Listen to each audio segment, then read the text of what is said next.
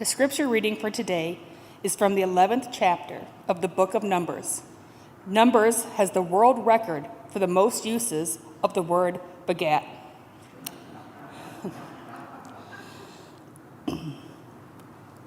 And that's why we don't often read from Numbers in worship. But today's passage does show up for this Sunday in the 3-year cycle of readings we use called the Common Lectionary. And Mike claims he can tie this passage to our Music Sunday today, so we'll see. I need to put today's verses in context. In the 11th chapter of Numbers, God has recently delivered the people of Israel from slavery in Egypt. They have been saved from oppression and suffering and ruthless treatment as they built Egypt's cities, with only the reward of more suffering. Now that God has saved them from such slavery, they are joyful, humble, and grateful before God, right? Well, no. Actually, they are bitter, ungrateful, and dissatisfied.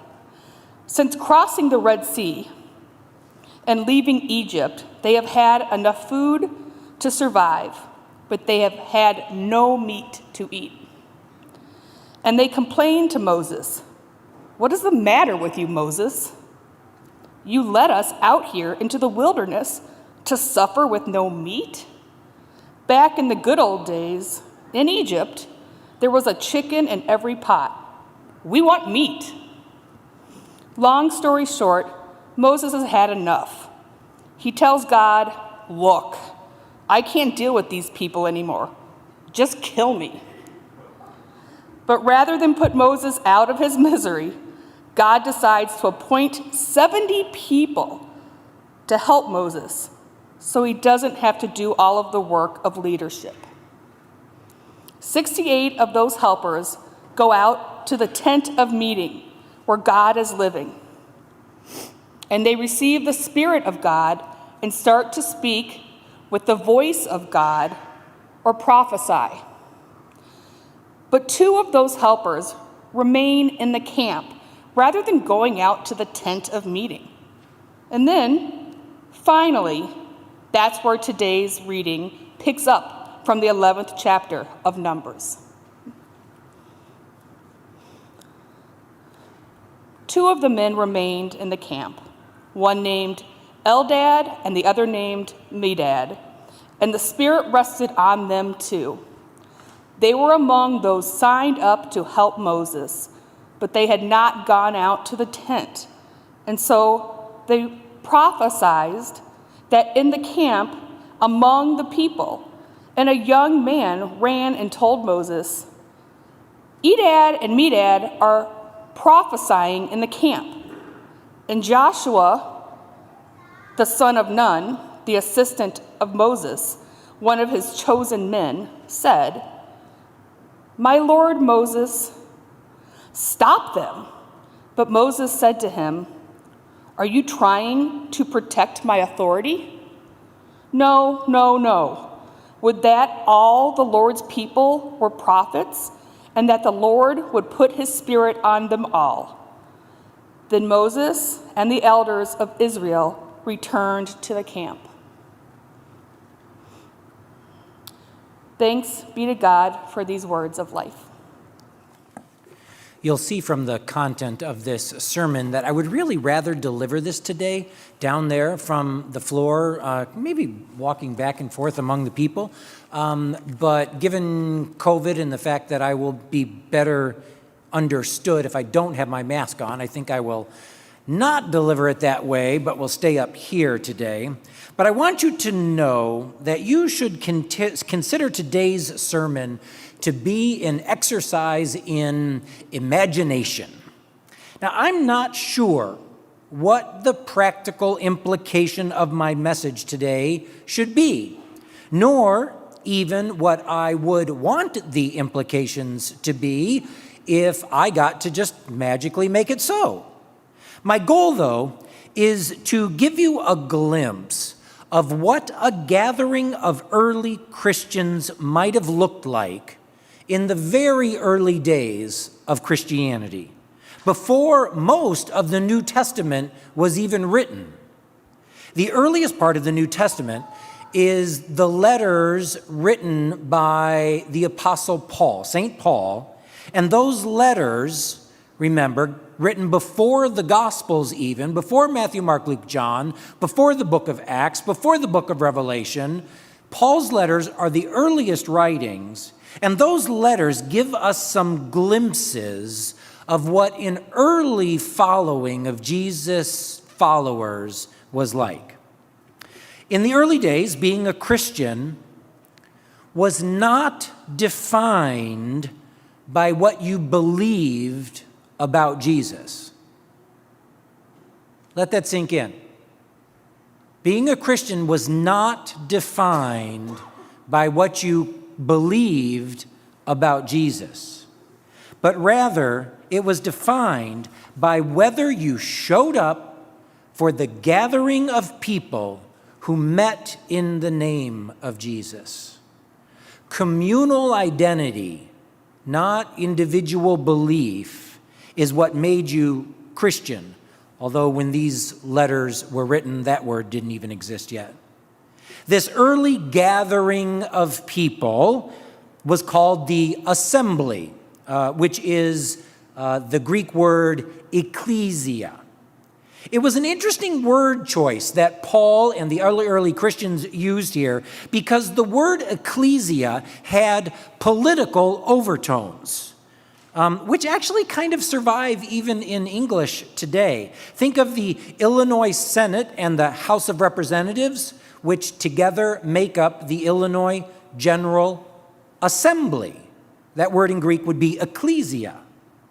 If we were trying to capture the same nuance today, we might even call this gathering of early Christians a congress, which literally just means people coming together, but obviously means much more in our context today. So being part of this gathering is what made you a Christian. And it seems like the gathering happened every day, likely, although not all the people came every day. The gathering itself was at least available every day after the sun had set and the workday was over. And at this gathering, people shared a common meal, a simple supper, you might say. Anyone who came was welcome, and those who had enough to share did share their food so that all who came could receive their daily bread, perhaps the only bread that they had that day, given the economic reality of the world in that day. In the world of the New Testament, sharing a meal with someone was, of course, a significant sign of connection and mutuality and of trust. We all know that Jesus was criticized and maybe even persecuted, it's not too strong a word, for sharing a meal with tax collectors and sinners exactly because of the implication that he accepted and trusted those outcasts. In addition to being about sharing and eating, about mutuality and trust, this ecclesia was, in my words, a celebration and a training ground. We know that there was music and prayer and teaching. But to move directly to the main thing that I really want to highlight today, this music and prayer and teaching all came from among the people of the assembly. In the early days, it seems there was no set leadership. Certainly no professional leadership, and the whole thing was unscripted. How did they do it? In the letter that we call 1 Corinthians, St. Paul gives some advice to the ecclesia about how their gathering should unfold. A lot of the letter, if you read 1 Corinthians, a lot of the letter is, in fact, about what the ecclesia should be like. He talks a lot about sharing and mutuality, and then he eventually gets around to the music and teaching part. And this is what Paul says. What should be done then, my friends? When you come together, each one has a hymn, a lesson, a revelation, a spiritual prayer, or an interpretation. Let all things be done for the building up of the people. Let 2 or 3 with a message from God speak, and let the others respond to what is said.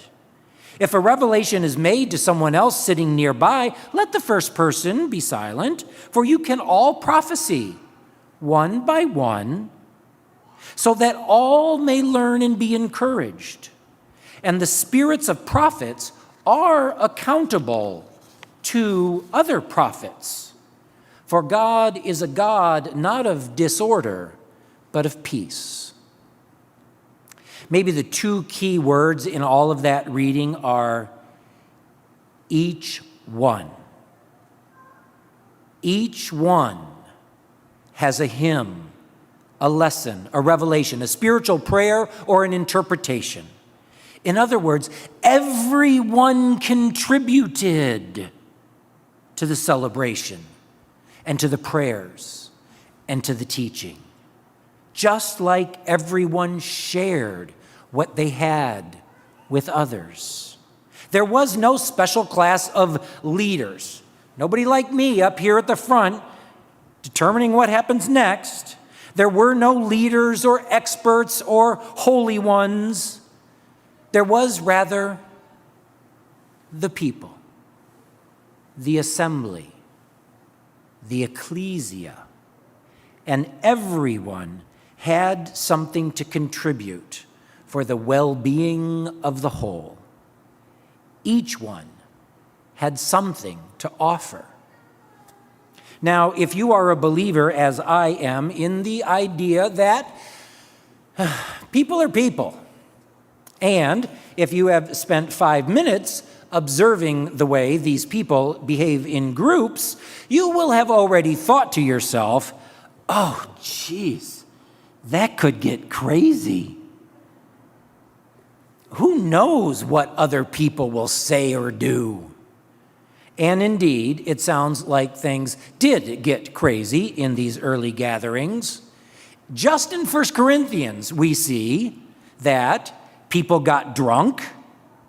They ate all the food before others arrived. People spoke in tongues without anyone to interpret, which really meant that they were just showing off their spiritual superiority.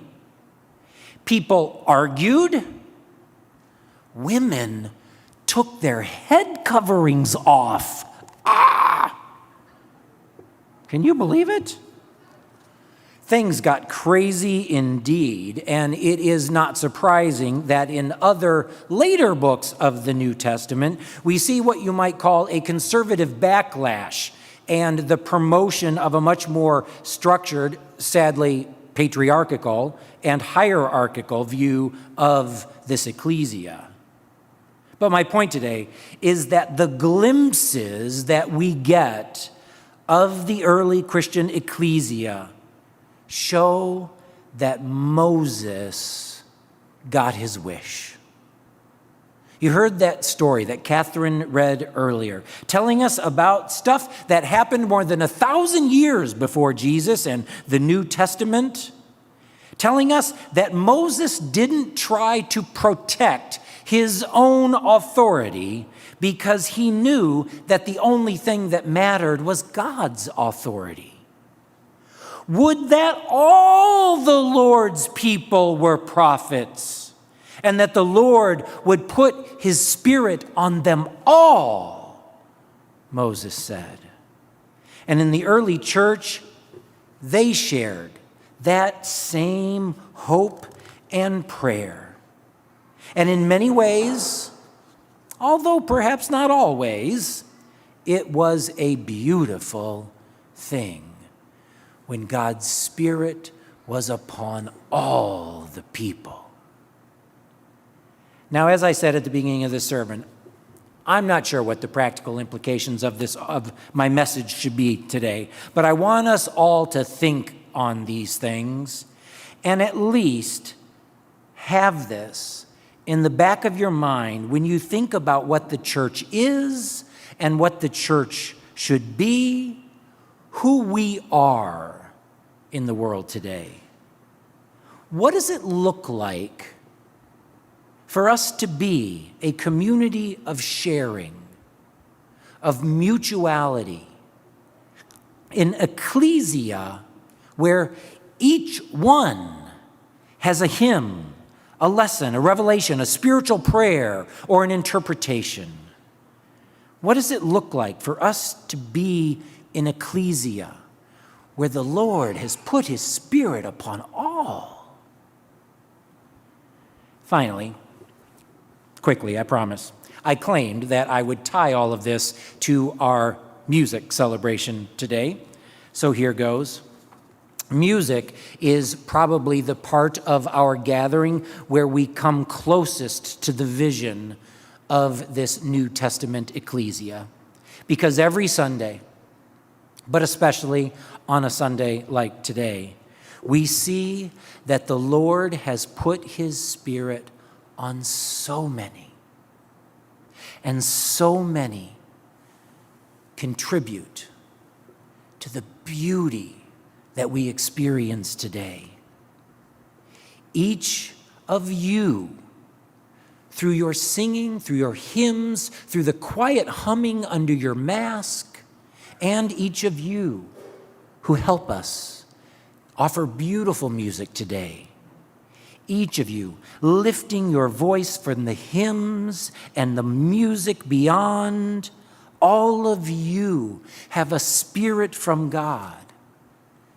And one each to the other, we thank you, and we thank you for helping build goodwill among us and in the world with the gift that you have been given.